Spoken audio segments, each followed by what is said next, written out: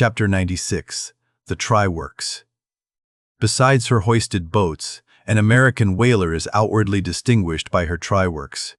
She presents the curious anomaly of the most solid masonry joining with oak and hemp in constituting the completed ship. It is as if from the open field a brick kiln were transported to her planks. The try-works are planted between the foremast and mainmast, the most roomy part of the deck.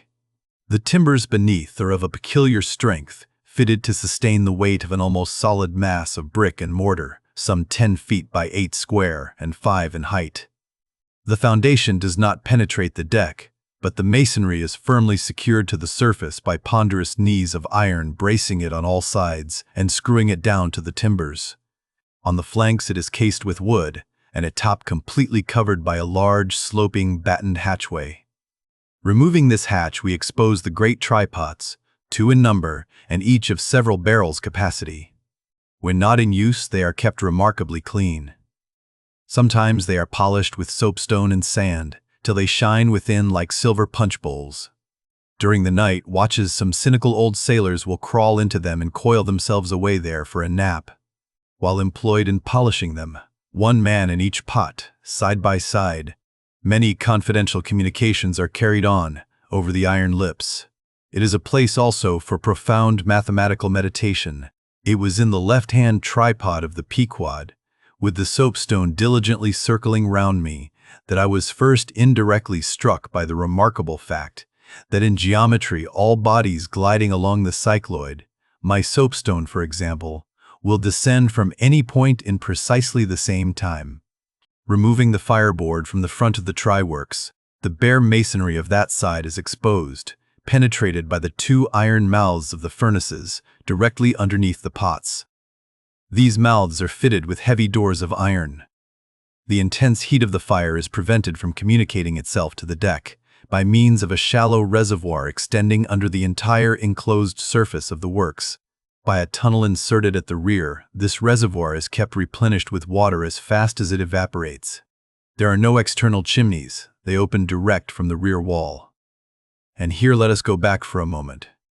It was about 9 o'clock at night that the Pequod's try-works were first started on this present voyage. It belonged to Stubb to oversee the business. "All ready there? Off hatch then, and start her. You cook, fire the works." This was an easy thing, for the carpenter had been thrusting his shavings into the furnace throughout the passage. Here be it said that in a whaling voyage the first fire in the try-works has to be fed for a time with wood. After that no wood is used, except as a means of quick ignition to the staple fuel. In a word, after being tried out, the crisp, shriveled blubber, now called scraps or fritters, still contains considerable of its unctuous properties. These fritters feed the flames. Like a plethoric burning martyr or a self-consuming misanthrope, once ignited, the whale supplies his own fuel and burns by his own body. Would that he consumed his own smoke? For his smoke is horrible to inhale, and inhale it you must. And not only that, but you must live in it for the time. It has an unspeakable, wild Hindu odor about it, such as may lurk in the vicinity of funereal pyres. It smells like the left wing of the Day of Judgment. It is an argument for the pit. By midnight, the works were in full operation. We were clear from the carcass, sail had been made, the wind was freshening, the wild ocean darkness was intense. But that darkness was licked up by the fierce flames, which at intervals forked forth from the sooty flues and illuminated every lofty rope in the rigging, as with the famed Greek fire.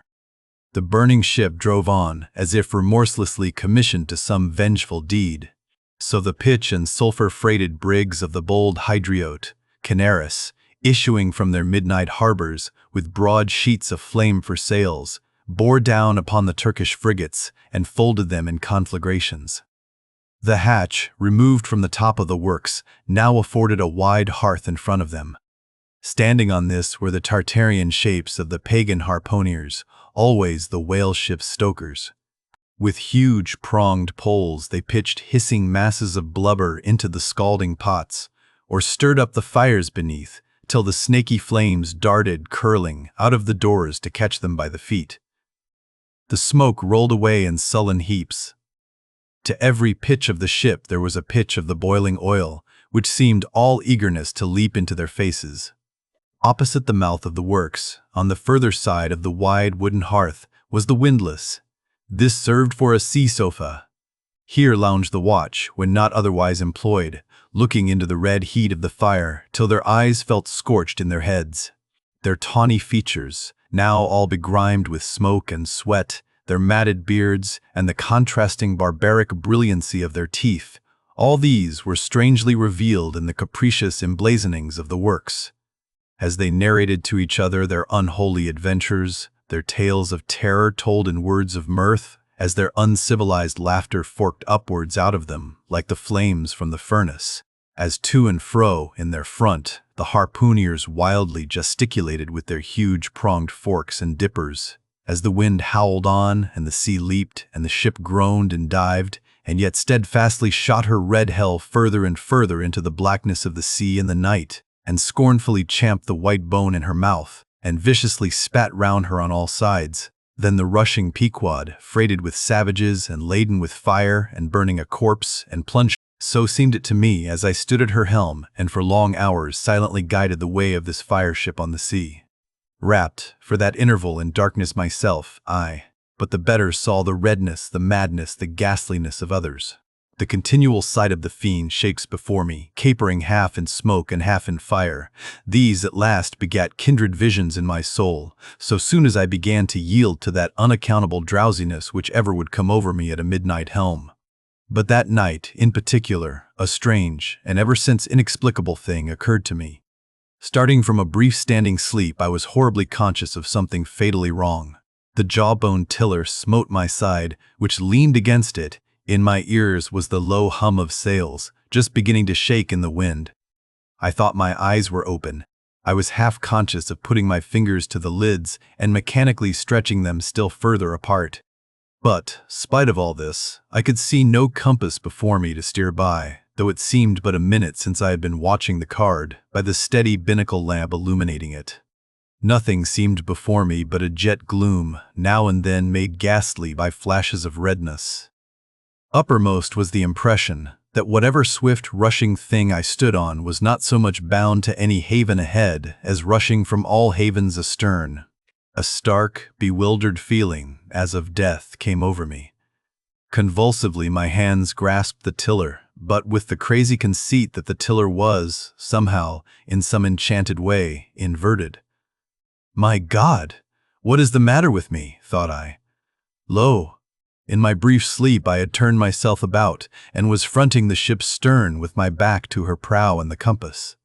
In an instant I faced back, just in time to prevent the vessel from flying up into the wind, and very probably capsizing her. How glad and how grateful the relief from this unnatural hallucination of the night, and the fatal contingency of being brought by the lee. Look not too long in the face of the fire, O man, never dream with thy hand on the helm. Turn not thy back to the compass. Accept the first hint of the hitching tiller. Believe not the artificial fire when its redness makes all things look ghastly. Tomorrow in the natural sun, the skies will be bright. Those who glared like devils in the forking flames, the morn will show in far other, at least gentler relief. The glorious, golden, glad sun, the only true lamp, all others but liars. Nevertheless the sun hides not Virginia's dismal swamp, nor Rome's accursed Campania, nor wide Sahara, nor all the millions of miles of deserts and of griefs beneath the moon. The sun hides not the ocean, which is the dark side of this earth, and which is 2/3 of this earth. So, therefore, that mortal man who hath more of joy than sorrow in him, that mortal man cannot be true, not true, or undeveloped. With books the same. The truest of all men was the man of sorrows, and the truest of all books is Solomon's, and Ecclesiastes is the fine-hammered steel of woe. All is vanity. This willful world hath not got hold of unchristian Solomon's wisdom yet, but he who dodges hospitals and jails, and walks fast crossing graveyards, and would rather talk of operas than hell, calls Cowper, Young, Pascal, Rousseau, poor devils all of sick men, and throughout a carefree lifetime swears by Rabelais as passing wise and therefore jolly. Not that man is fitted to sit down on tombstones and break the green damp mold with unfathomably wondrous Solomon. But even Solomon, he says, the man that wandereth out of the way of understanding shall remain, i.e. even while living in the congregation of the dead. Give not thyself up then to fire, lest it invert thee, deaden thee, as for the time it did me. There is a wisdom that is woe, but there is a woe that is madness. And there is a Catskill eagle in some souls that can alike dive down into the blackest gorges and soar out of them again and become invisible in the sunny spaces. And even if he forever flies within the gorge, that gorge is in the mountains, so that even in his lowest swoop the mountain eagle is still higher than other birds upon the plain, even though they soar.